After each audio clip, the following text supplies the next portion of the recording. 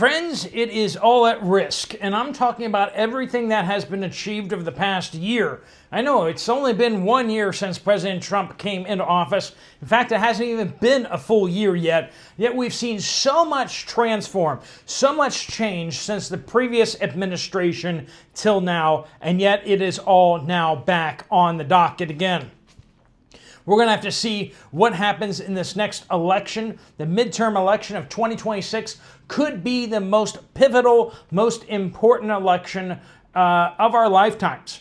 Now, 2024 was massive. It was huge. It was definitely the most important election so far. But now the question is will that election even mean anything if 2026 goes very, very badly for the Republicans, for the president? If so, will this just turn into one big impeachment show? Will they impeach him until he turns blue in the face?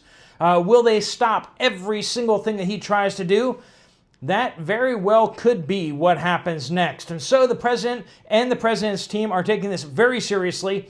The White House Chief of Staff, Susie Wiles, the White House Chief of Staff is a competent woman. The first woman to hold that office ever. That's right. No Democrat has ever appointed a female Chief of Staff. Now, this is not a public-facing position. This is very much a power-centric position. This is a person who makes everything happen. They have tremendous power and access. And it's interesting that the Democrats have never entrusted that to a woman, ever. Even with all their rhetoric, they never actually turned over real power. They had a female vice president, which we all know vice presidents do diddly squat unless something happens to the president. But when it comes to real power, it's amazing how undiverse the Democrats tend to be. Anyway, President Trump's Chief of Staff, Susie Wiles, a very competent woman, who was placed there not for diversity, but because she actually knows what she's doing and gets stuff done. Anyway, she said that President Trump would be campaigning in 2026, quote, like it's 2024 again. The 2024 election season, with President Trump going state by state, doing rally after rally after rally after rally. Susan Wiles is saying that's exactly what President Trump will be doing again, because this election cycle, this midterm election, where we're going to see a bunch of House seats, pretty much all the House seats open up, and we're going to see a whole bunch of Senate seats open up. Of course, senators are elected to a 6-year term, so they about 1/3 of them comes up for election every 2 years, and so we're going to be seeing a bunch of senators come up for election. We're going to see all of the House Representatives come up for election again, and this is going to be mission critical. Now, most presidents have a tendency to lose seats in the House and the Senate when they have a midterm election, their first midterm election. That's what generally happens. Now, this is the first. Is this the first time? This isn't the first time, but it's the first time in recent history where we've had a president who served for 4 years, then 4 years was not the president, and then 4 years back. We'll see what happens again, if this behaves a little more like his first term, or whether this happens more like something else, something new. But one thing that we do know, as Susan Wiles has tipped their hand of the strategy of the White House, is that they are not going to be treating this normally like a midterm election. Most midterm elections in previous cycles, the president's party treated them with, let's get lots of good candidates that can excite the people locally. And Susan Wiles has said that's not what the Republicans are going to be doing. That's not what the president's going to be doing. The president is going to force us into a national context. This is going to be a national election, and you're going to have to vote for Trump or not Trump. And all the Republicans are going to have to get on board with this, and they're going to have to be Trump's man or woman for their area. And that is how this is going to go. And it's going to be a Trump election. That's what it's going to be. The Democrats are going to have to make the case against President Trump, and the Republicans are going to have to make the case for President Trump. We got some other big things happening in 2026. Susan Wiles pointed out a few of these, that in 2026 we have the 250th anniversary of the United States of America, 1776 to 2026. That's 50 years and 200 years, right? So we're looking at 250th anniversary. It's a big deal, so make sure you buy your flowers for America, okay? Just don't want any of you guys getting in trouble out here, okay? This upcoming year, July 4th, make sure that you get your flowers for Miss America. Anyway, so we got the big anniversary for it's not the bicentennial, it's the bi plus half centennial, which may sound like it's on the alphabet spectrum of the Democrat Party, but it's not. Anyway, so that's going to be a massive celebration. President Trump's been already putting a lot of work into preparing for parades and celebrations to be happening in Washington, D.C. and other cities because it's a big deal. It's a big monumental achievement for the United States to have gotten this far because, quite frankly, the United States experiment is very unique in the world and was the very first of its kind. A contract with the people. It took the Magna Carta and took it quite a bit further. And it was successful. And France tried to replicate it and did so unsuccessfully. The French Revolution did not really go so well. The English Revolution didn't go so well. We see that the United States of America has succeeded in ways that nobody could ever have dreamed of. But that's not to say that we don't have our problems, right? Almost 50% of America hates America, and that's kind of a problem. The takers almost outnumber the makers, and once you start going over that cliff, there is no coming back. When there's more takers than makers, the country is already doomed, and the question is are we at that point now? Well, we may be able to get a whole bunch of these people out of the country so that the makers can retake the country. Anyway, also on the docket, 2026 Winter Olympics. This is a big deal. Now, it's not inside the United States, but it's over in Italy. And the United States will be participating. And, of course, President Trump, unlike previous presidents, will be out there cheering on the American exceptionalism, will be cheering on American athletes, and not apologizing for America.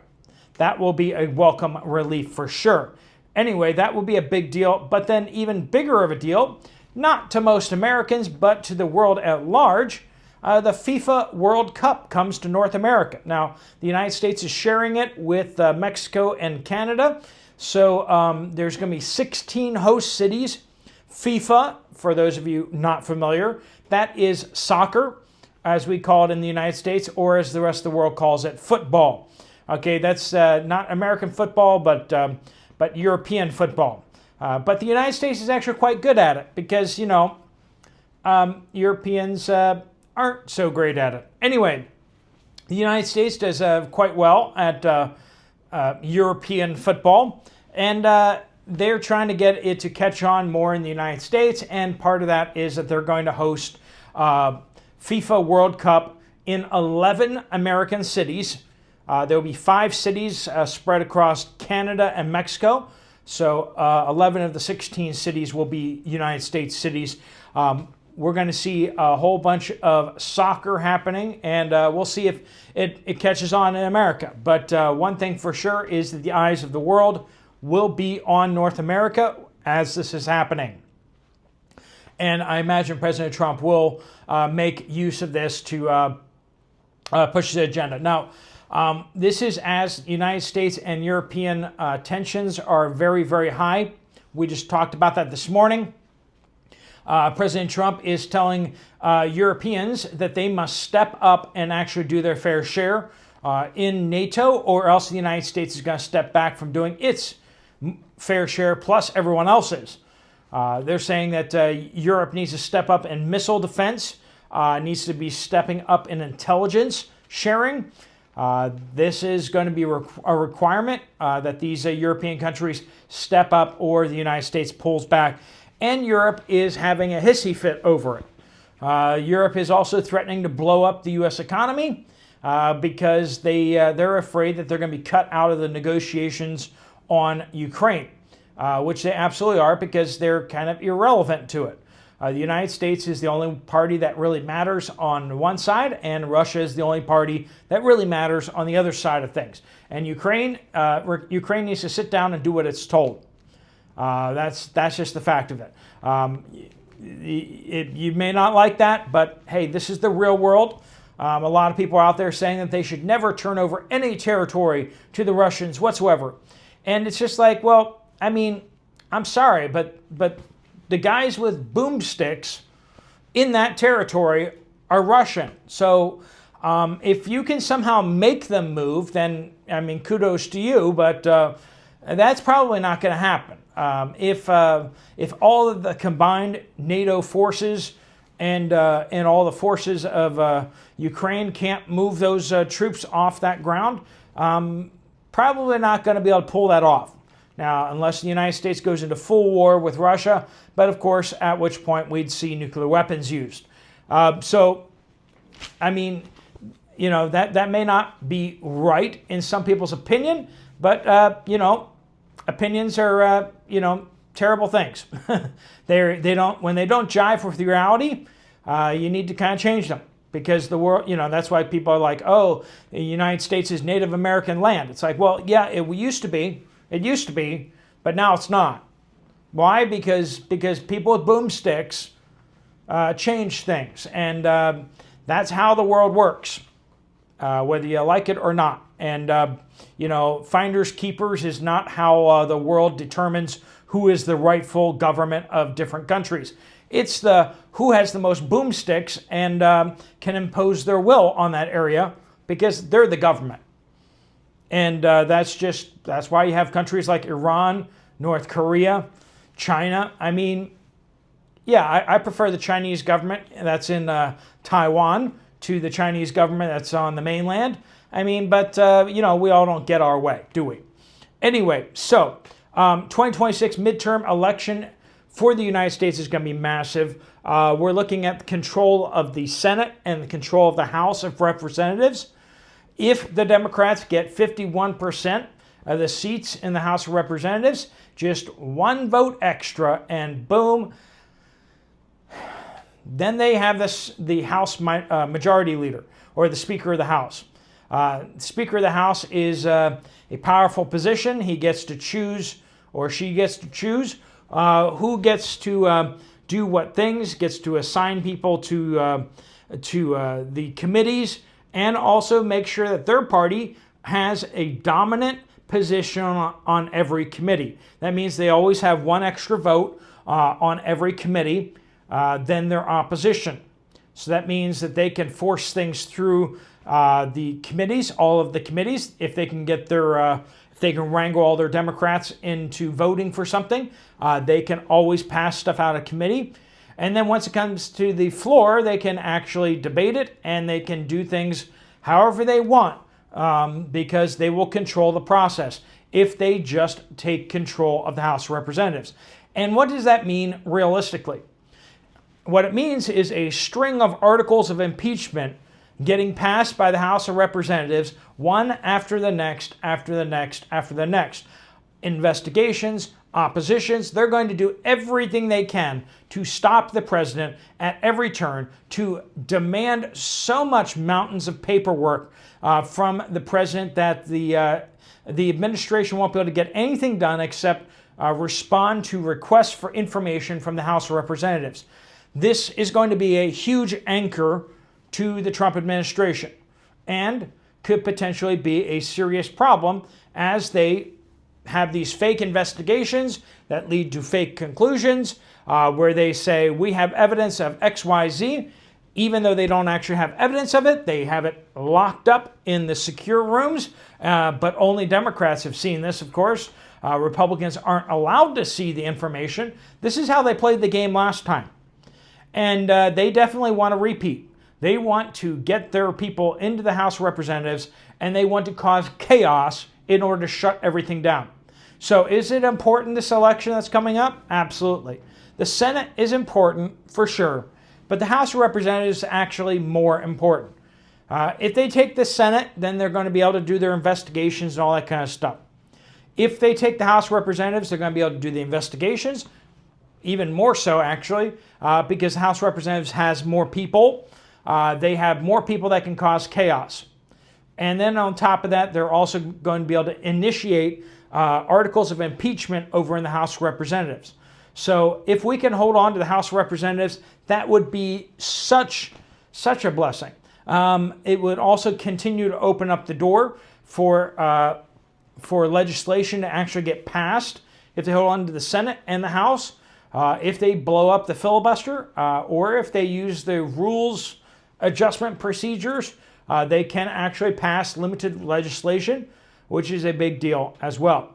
So this election is going to be huge. So questions for you guys. One, do you know who's going to be running for House of Representatives in your district come this primary season? And if you don't know, this would be a good one to ask, because you don't want to be sitting there on election day being able to vote for a Democrat who's going to cause chaos in this House of Representatives and a loser who won't stand up for anything. So primaries are huge, where you get to help choose who actually is going to be on the ballot in the primary season, and then who actually wins the primary for the Republican Party, which is probably who's going to get either on the ballot against the Democrat. Anyway, so get involved in your primaries, get involved in right about now, and in the coming weeks, you're going to see people trying to get signatures to get onto the ballot in your area. Try to do some research. Ask your party insiders that you may know in your area who's going to be running, who they're talking about. Ask them about the voting records of different people, all that kind of stuff. Make sure that your district is going to have a good representative that's going to candidate for representative in your area, whether it's going to be someone who's getting reelected or whether it's a known person that's going to be going up against the Democrats there, or if you need a newcomer out there. They may just need your support, and providing them support right now might be a whole lot more critical than providing them support down the road. All right, so think through that one if you can, because you guys out there could make a major difference in your area if you know who is actually going to be running and how you can support them. All right, friends, thanks so much for watching. If you want to check out another video from this channel, there's one right up here. I'll see you over there, or I'll see you guys later. Steve Poplar of the Poplar Report out.